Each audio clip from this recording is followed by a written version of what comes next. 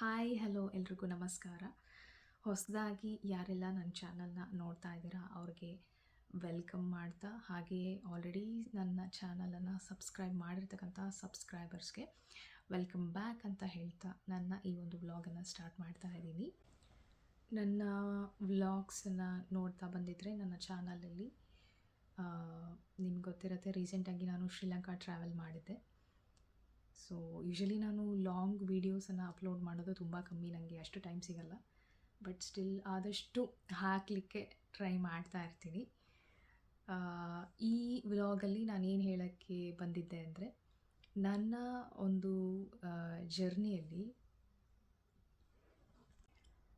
ನನ್ನ ವ್ಲಾಗ್ ಕ್ಯಾಪ್ಷನಲ್ಲಿ ನಿಮಗೆ ಗೊತ್ತಾಗಿರುತ್ತೆ ಇವತ್ತಿನ ವ್ಲಾಗಲ್ಲಿ ನಾನು ನಿಮಗೆ ಏನು ಹೇಳಕ್ಕೆ ಬಂದಿದ್ದೀನಿ ಅಂತ. ಇದೇ ಫಸ್ಟ್ ಟೈಮ್ ನಾನು ಈ ಥರ ಓಪನ್ ಆಗಿ ವಿಡಿಯೋ ಮಾಡಿ ಹಾಕ್ತಾ ಇರೋದು. ಸೊ ಎಲ್ಲಾದರೂ ತಪ್ಪಾಗಿದ್ದರೆ ದಯವಿಟ್ಟು ಸಹಕರಿಸಿ ಅಂತ ಹೇಳ್ತಾ ಈ ವ್ಲಾಗನ್ನು ಕಂಟಿನ್ಯೂ ಮಾಡ್ತಾ ಹೋಗೋಣ. So after 3 to 4 years of long infertility, I got a news that I am pregnant. So pregnant ಅಂತ ಗೊತ್ತಾದಾಗ ನಮ್ಮದು ಏಪ್ರಿಲಲ್ಲಿ ಆ್ಯನಿವರ್ಸರಿ ಇತ್ತು. ಮುಂಚೆನೇ ನಾವು ಪ್ರಿಪೇರ್ ಆಗಿದ್ವಿ ಟ್ರಾವೆಲ್ ಮಾಡಬೇಕು ಅಂತ. ಶ್ರೀಲಂಕಾ ಅನ್ನೋದು ಕನ್ಫರ್ಮ್ ಆಗಿರಲಿಲ್ಲ, ಬಟ್ ಯಾವುದಾದ್ರೂ ಒಂದು ಕಂಟ್ರಿ ಟ್ರಾವೆಲ್ ಮಾಡಬೇಕು ಅಂತ ಆಲ್ರೆಡಿ ನಾವು ಮುಂಚೆನೇ ಡಿಸೈಡ್ ಮಾಡ್ಕೊಳ್ತಾ ಬರ್ತಾ ಇದ್ವಿ. ಸೊ ಆ ಒಂದು ಟೈಮಲ್ಲಿ ಪ್ರೆಗ್ನೆಂಟ್ ಅಂತ ಗೊತ್ತಾಯಿತು. ಅದಾದಮೇಲೆ ಟ್ರಾವೆಲ್ ಮಾಡೋದಕ್ಕಾಗುತ್ತಾ ಇಲ್ವಾ ಈ ಟೈಮಲ್ಲಿ ಅನ್ನೋದು ಒಂದು ಯೋಚನೆ ಬಂತು. ಸೊ ಫಸ್ಟ್ ಕನ್ಸಲ್ಟ್ ಮಾಡೋಣ ಡಾಕ್ಟರ್ ಕನ್ಸಲ್ಟ್ ಮಾಡಿ ಅವ್ರೇನು ಹೇಳ್ತಾರೆ ಅಂತ ಹೇಳಿದಾಗ, ನಾನು ಆಲ್ಮೋಸ್ಟ್ 9 to 10 ವೀಕ್ಸ್ ಇದ್ದೆ ಪ್ರೆಗ್ನೆಂಟ್ ಅಂತ ಗೊತ್ತಾದಾಗ. ಸೊ ಆ ಟೈಮಲ್ಲಿ ನಾವು ಚೆಕಪ್ ಹೋದಾಗ doctor this is a best time to travel ಅಂತ ಹೇಳಿದ್ರು. ನೀವು ಟ್ರಾವೆಲ್ ಮಾಡ್ಬೋದು, ಬಟ್ ಕೇರ್ಫುಲ್ಲಾಗಿರಿ ಅಂತ ಹೇಳಿದ್ರು. ಸೊ ನಮಗೂ ಇನ್ಫರ್ಟಿಲಿಟಿ ಆದಮೇಲೆ ಈ ಥರ ಮಗು ಅಂತ ಮಾಡಿಕೊಂಡಾಗ ಈ ಥರ ಎಲ್ಲ ರಿಸ್ಕ್ ತೊಗೋಬೇಕಾ ಅನ್ನೋದು ಬರುತ್ತೆ ಅಲ್ವಾ ಕ್ವೆಶನ್ನು. ಸೊ ಬಟ್ ನನಗೆ ಆಲ್ರೆಡಿ ಒಬ್ಬ ಮಗ ಇದ್ದಾನೆ, 7 years. ಫಸ್ಟ್ ಪ್ರೆಗ್ನೆನ್ಸಿನಲ್ಲಿ ನನಗೆ ಸುಮಾರಷ್ಟು ಫೇಸ್ ಮಾಡಿದ್ದೀನಿ ಕಾಂಪ್ಲಿಕೇಶನ್ಸ್ ಅಂದರೆ ಪ್ರೆಗ್ನೆನ್ಸಿನಲ್ಲಿ ಅಂತಲ್ಲ, ಬಟ್ ಮೆಂಟಲಿ ನಾನು ತುಂಬ ಕಾಂಪ್ಲಿಕೇಶನ್ಸ್ ಅನುಭವಿಸಿದ್ದೀನಿ. ಸೊ ಆ ಥರ ಸೆಕೆಂಡ್ ಪ್ರೆಗ್ನೆನ್ಸಿನಲ್ಲೂ ಆಗೋದು ಬೇಡ. So let's take a chance ಅಂತಂದು ನಾನು ಹೋದಾಗ ಅಟ್ಲೀಸ್ಟ್ ಏನೋ ಒಂದು ಮೈಂಡ್ ಫ್ರೀ ಇರುತ್ತೆ, ಪೀಸ್ಫುಲ್ಲಾಗಿರುತ್ತೆ. ಟ್ರಾವೆಲ್ ಮಾಡಿದಾಗ ನಮ್ಮನ್ನೆಲ್ಲ ಒಂದು ಸ್ಟ್ರೆಸ್ಸನ್ನು ನಾವು ಬದಿಗಿಟ್ಟು ಟ್ರಾವೆಲ್ ಮಾಡಿದಾಗ ಏನೋ ನಮಗೂ ಒಂದು ಒಳ್ಳೆ ಫೀಲಿಂಗ್ ಬರುತ್ತೆ ಅಲ್ವಾ. ಸೊ ಅದಕ್ಕೆ ಹೋಗೋಣ ಅಂತಂದು ಡಿಸೈಡ್ ಮಾಡ್ಕೊಂಡ್ವಿ. ಸೊ ಹೋಗಬೇಕು ಅಂತ ಫಿಕ್ಸ್ ಆದಮೇಲೆ ಅದಕ್ಕೆ ಅಂತ ತಯಾರಿಗಳು ಮಾಡ್ಕೋಬೇಕಲ್ಲ. ಸೊ ತಯಾರಿ ಎಲ್ಲ ಆಯಿತು, ಪ್ಯಾಕಿಂಗ್ ಅಂತೆ ಅದು ಇದು. ನಾನು ಹೊರಗಡೆ ಫುಡ್ಡು ತೊಗೊಂಡು ತಿನ್ನೋದಕ್ಕಿಂತ ಆದಷ್ಟು ಮನೇಲೇ ಏನಾದರೂ ಹೆಲ್ದಿಯಾಗಿ ಪ್ರಿಪೇರ್ ಮಾಡಿಕೊಂಡು ತಿನ್ನಬೇಕು ಅನಿಸ್ದಾಗೆಲ್ಲ ಕಾರಲ್ಲಿ ಕೂತ್ಕೊಂಡು, ಯೂಶ್ವಲಿ ಕಾರನ್ನು ನಾವೇ ಕಾರ್ ಡ್ರೈವ್ ಮಾಡಿಕೊಂಡು ಹೋಗಬೇಕು ಅಂತ ಪ್ಲ್ಯಾನ್ ಮಾಡ್ಕೊಂಡು ಹೋಗಿದ್ವಿ. ಬಟ್ ಅದಾಗಲಿಲ್ಲ, ಅಲ್ಲಿ ನಾವು ಬೇರೆ ಡ್ರೈವರ್ನ ತೊಗೋಬೇಕಾಯಿತು. ಸೊ ಹಾಗಾಗಿ ನಾನೇನು ಮಾಡಿದೆ, ಫಸ್ಟು ನನಗೇನು ಟೈಮ್ ಇತ್ತು ಇನ್ನೂ ಟ್ರಾವೆಲ್ ಮಾಡೋಕ್ಕಿಂತ ಮುಂಚೆ, ಆ ಟೈಮಲ್ಲಿ ಏನೇನು ಹೋಮ್ ಮೇಡ್ ಫುಡ್ಸ್ ಇದ್ದು, ಚಿಪ್ಸ್ ಆಗಿರ್ಬೋದು ಅಥವಾ ಬೇರೆ ಏನಾದರೂ ಡ್ರೈ ಫ್ರೂಟ್ಸು, ಲಡ್ಡು ಅಂತೆ, ಮಿಕ್ಸ್ಚರ್ ಅಂತೆ, ನನಗೇನೇನು ತಿನ್ನಬೇಕು ಕ್ರೇವಿಂಗ್ಸ್ ಇರುತ್ತೆ ಅಲ್ಲ. ಸೊ ಆ ಥರ ಎಲ್ಲ ಈವನ್ ನನ್ನ ಮಗನಿಗೂ ಕೂಡ ಯೂಸ್ ಆಗುತ್ತೆ, ನನಗೂ ಕೂಡ ಯೂಸ್ ಆಗುತ್ತೆ ಅಂತಂದು ಆದಷ್ಟು ಹೋಮ್ ಮೇಡ್ ಸ್ನ್ಯಾಕ್ಸನ್ನು ಎಲ್ಲ ಪ್ರಿಪೇರ್ ಮಾಡಿ ನನ್ನ ಒಂದು ಪ್ಯಾಕಿಂಗಲ್ಲಿ ಇಟ್ಕೊಂಡ್ಬಿಟ್ಟಿದ್ದೆ. ನಾವಿರೋದು ಸಿಂಗಾಪುರಲ್ಲಿ. ನಾವು ಸಿಂಗಾಪುರಿಂದ ಶ್ರೀಲಂಕಾ ಹೋಗಲಿಕ್ಕೆ ಆಲ್ಮೋಸ್ಟ್ 3:45 to 4 hours ಬೇಕಾಯಿತು ಜರ್ನಿ, ಆಲ್ಮೋಸ್ಟ್ 4 ಗಂಟೆ ಅಂದ್ಕೊಳ್ಳಿ. ಸೊ ಆ 4 ಅವರಲ್ಲಿ ಫ್ಲೈಟ್ ಜರ್ನಿ ಫಸ್ಟ್ ಟ್ರೈಮಿಸ್ಟ್ರಲ್ಲಿ ಏನಾಗುತ್ತೆ, ಕೂತ್ಕೊಂಡೇ ಇರೋದಕ್ಕಾಗಲ್ಲ ಫ್ಲೈಟ್ ಜರ್ನಿಯಲ್ಲಿ. ನಮಗೆ ನೈಟ್ ಜರ್ನಿನೇ ಇದ್ದಿದ್ದು, ಬಟ್ ಸ್ಟಿಲ್ ಒಂದೇ ಹತ್ರ ಜಾಸ್ತಿ ಹೊತ್ತು ಕೂತ್ಕೊಂಡೇ ಇರಬಾರ್ದು ಅಂತ ಹೇಳ್ತಾರೆ. ಹಾಗಾಗಿ ನಾನೇನು ಮಾಡ್ತಾಯಿದ್ದೆ, ಯೂಶ್ವಲಿ ಯೂರಿನ್ ಬಂದ್ರೂ ಕೂಡ ಹೋಗಿ ಮಾಡ್ತಾಯಿದ್ದೆ. ಬರದೇ ಇದ್ರೂ ಕೂಡ ಅಟ್ಲೀಸ್ಟ್ ಓಡಾಡ್ದಂಗೆ ಇರುತ್ತೆ ಅಲ್ಲ ಅಂತಂದು ಜರ್ನಿಯಲ್ಲಿ ಒಂದು 3-4 ಸತಿ ಹೋಗಿ ಬರ್ತಾಯಿದ್ದೆ ನಾನು. ಬಂದರೂ ಬರದೇ ಇದ್ರೂ ವಾಶ್ರೂಮ್ನ ಯೂಸ್ ಮಾಡ್ಕೊಳ್ತಾ ಇದ್ದೆ, ಯಾಕೆಂದರೆ ಅಟ್ಲೀಸ್ಟ್ ನಡೆದಾಡ್ದಂಗೆ ಇರುತ್ತೆ ಅಂತ. ಸೊ ಅದಿಷ್ಟು ಫ್ಲೈಟ್ ಜರ್ನಿ ಆಗಿತ್ತು. ಹೋಗಲಿಕ್ಕೆ ಬರಲಿಕ್ಕೆ ಆಲ್ಮೋಸ್ಟ್ ನನಗೆ 4 ಅವರ್ಸೇ ಜರ್ನಿ.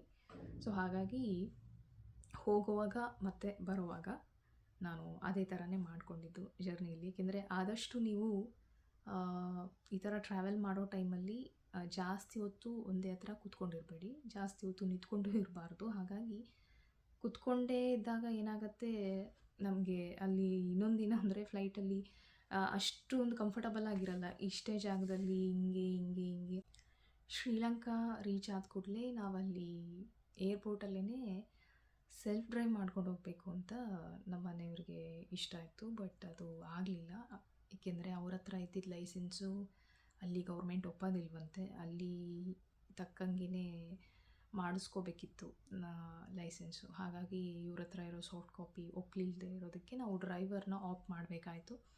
ಸೊ ಡ್ರೈವರನ್ನು ನಮ್ಮ ಒಂದು 8 ಡೇಸ್ಗೆ ನಾವು ತೊಗೊಂಡ್ವಿ. ಹೋದ ಕಡೆ ಎಲ್ಲ ಅವರೇ ಇದ್ದಿದ್ದು. ಹಾಗಾಗಿ ಆ ಒಂದು 8 ಡೇಸ್ ಕೂಡ ನಾವು ಫಸ್ಟಿಗೆ ಅವ್ರಿಗೆ ಇನ್ಫಾರ್ಮ್ ಮಾಡಿಬಿಟ್ಟಿದ್ವಿ, ಈ ಥರ ಪ್ರೆಗ್ನೆಂಟ್ ಇದೆ, ಹಾಗಾಗಿ ನೀವು ಎಷ್ಟು ಸ್ಲೋ ಆಗುತ್ತೋ ಅಷ್ಟು ಸ್ಲೋ ಆಗಿ ಹೋಗಿ, ಕೇರ್ಫುಲ್ಲಾಗಿ ಡ್ರೈವ್ ಮಾಡಿ ಅಂತ. ಸೊ ನಮ್ಮ ಜರ್ನಿ ಎಲ್ಲ ಬರೀ ಟ್ರಾವೆಲಿಂಗೇ ಆಗೋಯಿತು ಎವ್ರಿ ಡೇ. ಏಕೆಂದರೆ ಯೂಶ್ವಲಿ ನಾವು ಏನು ಇಟನರಿ ಪ್ರಿಪೇರ್ ಮಾಡಿದ್ವಿ, ಆ ಇಟನರಿನಲ್ಲಿ ಕೆಲವೊಂದು ಪ್ಲೇಸಸ್ಸು 2 ದಿನ 3 ದಿನ ಇದ್ದರೆ ಕವರ್ ಮಾಡ್ಬೋದು ಅಂತಂದೆಲ್ಲ ಇತ್ತು. ನಾವು ಹಾಗೆ ಅಂದ್ಕೊಂಡು ಬಂದ್ವಿ. ಬಟ್ ಅಲ್ಲಿ ಕೆಲವೊಂದು ಪ್ಲೇಸಸ್ಸಲ್ಲಿ ಅಷ್ಟೊಂದು ಅಟ್ರ್ಯಾಕ್ಷನ್ಸ್ ಇರ್ತಾ ಇರಲಿಲ್ಲ. ಸೊ ಏನೋ ಒಂಥರ ಬೋರ್ ಅನ್ನಿಸ್ತಾ ಇತ್ತು. ಹಾಗಾಗಿ ಯೂಶ್ವಲಿ ಏನು ಆ ಒಂದು ಪ್ಲೇಸಿಗೆ ಹೋಗೋದು, ಆ ಪ್ಲೇಸಲ್ಲಿ ಏನೇನೆಲ್ಲ ಅಟ್ರ್ಯಾಕ್ಷನ್ಸ್ ಇದೆ ಅದೆಲ್ಲ ಕವರ್ ಮಾಡ್ಕೊಳ್ಳೋದು. ಇನ್ ಕೇಸ್ ಆಗಲಿಲ್ಲ ಅಂದರೆ ಅಲ್ಲಿ ಸ್ಟೇ ಮಾಡೋದು, ಅದನ್ನು ಮುಗಿಸ್ಕೊಂಡು ಮತ್ತೆ ನೆಕ್ಸ್ಟ್ ಊರಿಗೆ ಹೋಗೋದು. ಆ್ಯಂಡ್ ಅದೇ ಕಂಟಿನ್ಯೂ ಮಾಡ್ಕೊಳ್ತಾ ಬಂದ್ವಿ ನಾವು 7 to 8 ಡೇಸ್ ಎಲ್ಲ. ಸೊ ಇದು ಆಗಿತ್ತು ನಮ್ಮ ಜರ್ನಿ. ಸೊ ನಮ್ಮ ಹಸ್ಬೆಂಡು ಎವ್ರಿ ಡೇ ಕೇಳೋರು, ಎಲ್ಲ ಆರಾಮಾಗಿದೆಯಾ, ಏನು ತೊಂದರೆ ಇಲ್ವಾ, ಓಕೆನಾ ಅಂತ. ಅವರು ನೋಡಿ ನನ್ನ ಮಗ ಕೂಡ ಎವ್ರಿ ಡೇ ಕೇಳೋಳು, ಎಲ್ಲ ಆವತ್ತಿನ ದಿನ ಆರಾಮಾಗಿದೆ, ಏನು ತೊಂದರೆ ಇಲ್ಲ, ವಾಮಿಟ್ ಇಲ್ಲ, ನಾಸಿಯಾ ಇಲ್ಲ, ಆ ಥರ ನಾರ್ಮಲಾಗಿದ್ದೀನಿ ಅಂತಂದರೆ ಮಾತ್ರ ಆವತ್ತಿನ ದಿನ ಕಂಟಿನ್ಯೂ ಮಾಡ್ತಾಯಿದ್ವಿ ಟ್ರಾವೆಲಿಂಗು.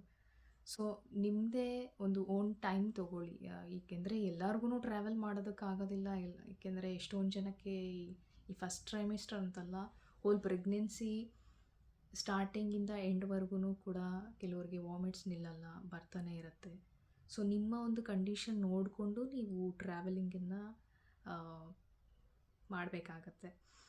ನಂದು ಕೇಸಲ್ಲಿ ನಾನು ಮುಂಚೆನೇ ಫುಲ್ಲಿ ಪ್ರಿಪೇರ್ ಆಗಿಬಿಟ್ಟಿದ್ದೆ, ನಾನು ಟ್ರಾವೆಲ್ ಮಾಡಲೇಬೇಕು. ಇನ್ನೊಂದೇನೆಂದರೆ ನನ್ನ ಮಗನಿಗೂ ಆ ಟೈಮಲ್ಲಿ ರಜಾ ಇತ್ತು, ಅವನಿಗೂ ಒಂದು ಚೇಂಜ್ ಬೇಕಿತ್ತು, ನನಗೂ ಒಂದು ಚೇಂಜ್ ಬೇಕಿತ್ತು. ಸೊ ನಮ್ಮ ಮನೆಯವ್ರಿಗೂ ಒಂದು ಚೇಂಜ್ ಬೇಕಿತ್ತು, ಅವ್ರಿಗೂ ಫುಲ್ ಸ್ಟ್ರೆಸ್ ವರ್ಕ್ ಇತ್ತು. ಸೊ ನಮ್ಮ 3 ಜನಕ್ಕೂ ಒಂದು ಚೇಂಜ್ ಬೇಕು ಅಂತಂದು ನಾವು ಆಲ್ರೆಡಿ ಡಿಸೈಡ್, ನಾನು ಮೆಂಟಲಿ ಅವರಿಬ್ರಿಗಿಂತ ಜಾಸ್ತಿ ನಾನು ಮೆಂಟಲಿ ಡಿಸೈಡ್ ಆಗಿಬಿಟ್ಟು, ನಿಮ್ಮ ಹೆಲ್ತ್ ಕಂಡೀಷನ್ ಎಲ್ಲ ಚೆನ್ನಾಗಿದ್ದು, ನೀವು ಚೆನ್ನಾಗಿದ್ದೀರಾ, ಏನೂ ತೊಂದರೆ ಇಲ್ಲ ಅಂತಂದರೆ ಖಂಡಿತ ನೀವು ಟ್ರಾವೆಲ್ ಮಾಡ್ಬೋದು. ಬಟ್ ಇಲ್ಲ, ಹೆಲ್ತ್ ಕಂಡೀಷನ್ ಚೆನ್ನಾಗಿಲ್ಲ, ಎವ್ರಿ ಡೇ ವಾಮಿಟ್ ಆಗುತ್ತೆ, ಕೆಲವ್ರಿಗೆ ಜರ್ನಿ ಆಗಲ್ಲ ಈ ಟೈಮಲ್ಲಿ, ಫ್ಲೈಟ್ ಜರ್ನಿ ಆಗಿರ್ಬೋದು ಅಥವಾ ಕಾರ್ ಜರ್ನಿ ಆಗ್ಬೋದು. ಯಾಕೆಂದರೆ ಕಾರಲ್ಲಿ ಎವ್ರಿ ಡೇ ಟ್ರಾವೆಲ್ ಮಾಡ್ತಾ ಇದ್ದರೆ ಆ ಒಂದು ಸ್ಮೆಲ್ ಕೆಲವ್ರಿಗೆ ಬರೋದಿಲ್ಲ, ಬೇಗ ವಾಮಿಟ್ ಬಂದುಬಿಡೋದು, ಆ ಥರ ಎಲ್ಲ ಆಗ್ತಾ ಇರುತ್ತೆ. ಸೊ ಹಾಗಾಗಿ ಮೇನ್ ಬೇಸಿಕಲಿ ಜರ್ನಿನೇ ನಿಮ್ಮ ಮೇಲೆ, ನಿಮ್ಮ ಬಾಡಿ ಮೇಲೆ, ನಿಮ್ಮ ಕಂಡೀಷನ್, ಹೆಲ್ತ್ ಕಂಡೀಷನ್ ಮೇಲೆ ಡಿಪೆಂಡು. ಸೊ ನಾನಿಲ್ಲಿ ಯಾರಿಗೂ ನನ್ನ ಜರ್ನಿ ಹೀಗಿತ್ತು ಅಂತ ಹೇಳಕ್ಕೆ ಬಂದಿದ್ದೀನಿ, ಆದರೆ ನಂತರ ನೀವು ಎಕ್ಸ್ಪೆರಿಮೆಂಟ್ಗಳನ್ನ ಮಾಡಿ ನಿಮ್ಮ ಲೈಫಲ್ಲಿ ಅಂತ ಹೇಳಕ್ಕೆ ಬಂದಿಲ್ಲ. ಎಸ್ಪೆಷಲಿ ಈ ಟೈಮಲ್ಲಿ ದಯವಿಟ್ಟು ಎಕ್ಸ್ಪೆರಿಮೆಂಟ್ಸ್ಗಳನ್ನ ಮಾಡಬೇಡಿ.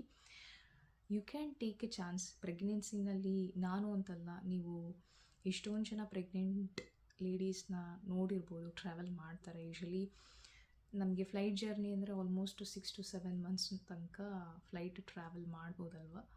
ಕೆಲವೊಂದು ಏರ್ಲೈನ್ಸ್ಗಳ ಮೇಲೆ ಡಿಪೆಂಡ್ ಅದು, ಎಲ್ಲಿವರೆಗೂ ಅವ್ರು ಅಲೋ ಮಾಡ್ತಾರೆ ಅಂತ. ಸೊ ಹಾಗಾಗಿ ನಿಮ್ಮ ಹೆಲ್ತ್ ಕಂಡೀಷನ್ನು, ನೀವು ಯೂಶ್ವಲಿ ಚೆನ್ನಾಗಿದ್ರಿ, ಎಲ್ಲ ನಾರ್ಮಲ್ ಆಗಿದೆ ಅಂತಂದರೆ obviously you can go for travelling.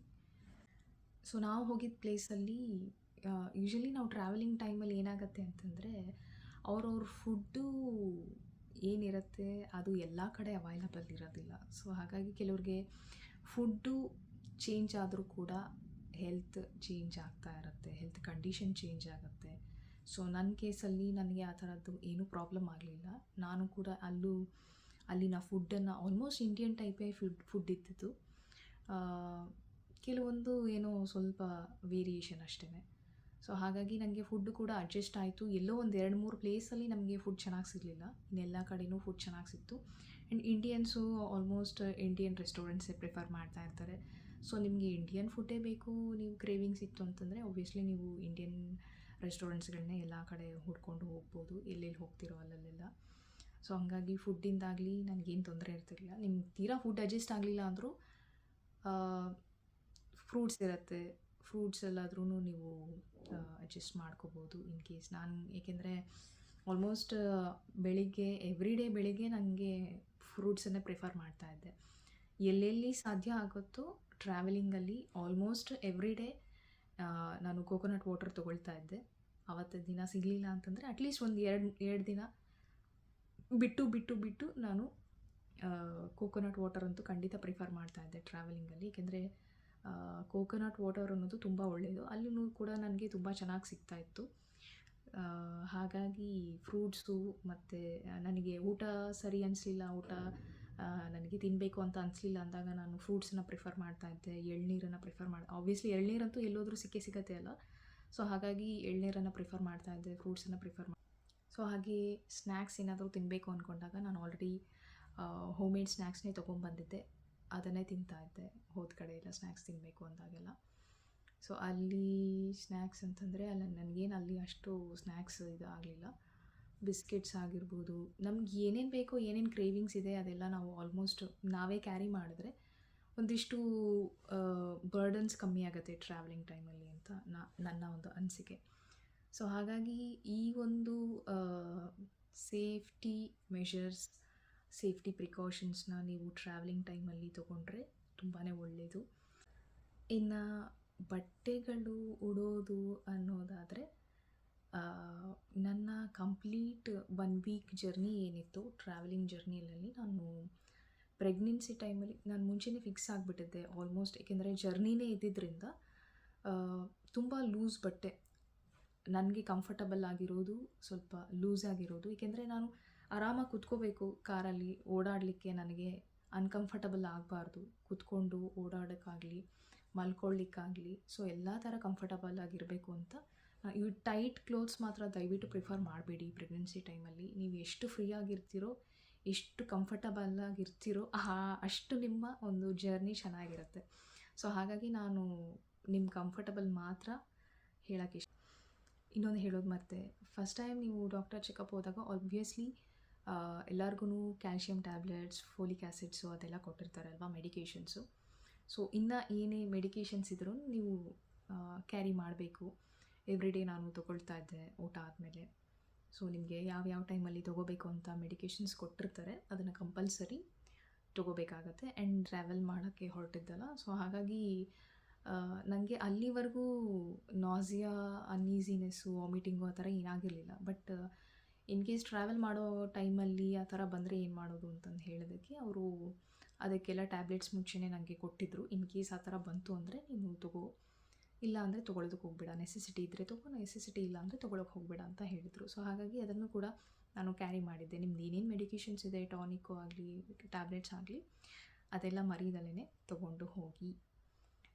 And last but not least, ನಾನಂತೂ ದೇವರನ್ನು ತುಂಬ ನಂಬ್ತೀನಿ, ದೇವ್ರ ಮೇಲೆ ತುಂಬ ನಂಬಿಕೆ ಇದೆ. ಹಾಗಾಗಿ ನಂತರ ಯಾರ್ಯಾರೆಲ್ಲ ನಂಬ್ತಿರೋ, ಏಕೆಂದರೆ ನಮ್ಮ ಲೈಫಲ್ಲಿ ಸಡನ್ನಾಗಿ ಏನಾಗುತ್ತೆ ಏನಾಗಲ್ಲ ಅನ್ನೋದು ಯಾರಿಗೂ ಗೊತ್ತಿಲ್ಲ. ಸೊ ಆ ಒಂದು ನಂಬಿಕೆ ಏನಿದೆ ಅದೇ ನಮ್ಮನ್ನು ಮುಂದೆ ಕರ್ಕೊಂಡು ಹೋಗೋದು. ಹಾಗಾಗಿ ಹನುಮಾನ್ ಚಾಲೀಸ ನಾನು ಪ್ರೆಗ್ನೆನ್ಸಿ ಸ್ಟಾರ್ಟ್ ಆದಾಗಿಂದ ಓದ್ತಾನೆ ಬರ್ತಾಯಿದ್ದೆ ಅದನ್ನು. ಹಾಗಾಗಿ ಅದರದ್ದು ಒಂದು ಕಾಪಿ ನನ್ನ ಪರ್ಸಲ್ಲಿ ಯೂಶ್ವಲಿ ಯಾವಾಗಲೂ ಇರುತ್ತೆ. ಎವ್ರಿ ಡೇ ನಾನು ಕಾರಲ್ಲಿ ಟ್ರಾವೆಲ್ ಮಾಡ್ತಾ ಹೇಳ್ತಾ ಹೋಗ್ತಾಯಿದ್ದೆ. ಇಲ್ಲ ಬೆಳಿಗ್ಗೆ ಪ್ರತಿ ದಿನದಲ್ಲಿ ಯಾವಾಗ ಟೈಮ್ ಸಿಗುತ್ತೋ ಆ ಟೈಮಲ್ಲಿ ನಾನು ಅದನ್ನು ಓದ್ತಾ ಇದ್ದೆ. ಹನುಮಾನ್ ಚಾಲೀಸ. ನಿಮಗೆ ಯಾವ ಮಂತ್ರ ಇಷ್ಟನೋ, ಯಾವ ದೇವ್ರು ಇಷ್ಟನೋ ಅದನ್ನು ನೀವು ಹೇಳ್ಕೊಬೋದು ಆ ಟೈಮಲ್ಲಿ. ನನಗೆ ಇದು ತುಂಬಾ ಹೆಲ್ಪ್ ಆಯಿತು.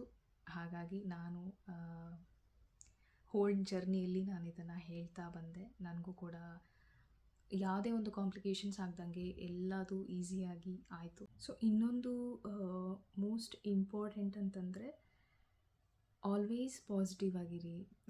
ನಾನು ಟ್ರಾವೆಲ್ ಮಾಡಿಬಿಟ್ರೆ ಏನಾಗ್ಬಿಡುತ್ತೋ, ಹಾಗಾಗ್ಬಿಡುತ್ತೋ, ಹಿಂಗಾಗ್ಬಿಡುತ್ತೋ ಅಂತ ನೆಗೆಟಿವಿಟಿ ಇಟ್ಕೊಂಡಾಗ ಏನಾಗುತ್ತೆ, ಅದೇ ಥರ ನೆಗೆಟಿವೇ ಆಗೋಗುತ್ತೆ. ಸೊ ಹಾಗಾಗಿ ನೀವು ಆದಷ್ಟು ಪಾಸಿಟಿವ್ ಮೈಂಡ್ಸೆಟ್, ಎಲ್ಲ ಒಳ್ಳೆ ಥರನೇ ಆಗುತ್ತೆ, ನಾನು ಆರಾಮಾಗಿ ಹೋಗಿ ಆರಾಮಾಗಿ ಬರ್ತೀನಿ, ಹುಷಾರಾಗಿರ್ತೀನಿ ಅಂತೆಲ್ಲ ಅಂದ್ಕೊಂಡು ಹೋದರೆ ಖಂಡಿತ ಹುಷಾರಾಗೇ ಇರ್ತೀರ. ಆ ಒಂದು ಪಾಸಿಟಿವ್ ಮೈಂಡ್ಸೆಟ್ಟನ್ನು ಪ್ರತಿದಿನ ಇಟ್ಕೊಳ್ಳಿ. ಬರೀ ಪ್ರೆಗ್ನೆನ್ಸಿ ಅಂತಲ್ಲ, ಪ್ರೆಗ್ನೆನ್ಸಿನಲ್ಲಿ ಜಾಸ್ತಿ ಪಾಸಿಟಿವ್ನೆಸ್ ಬರಬೇಕಾಗತ್ತೆ.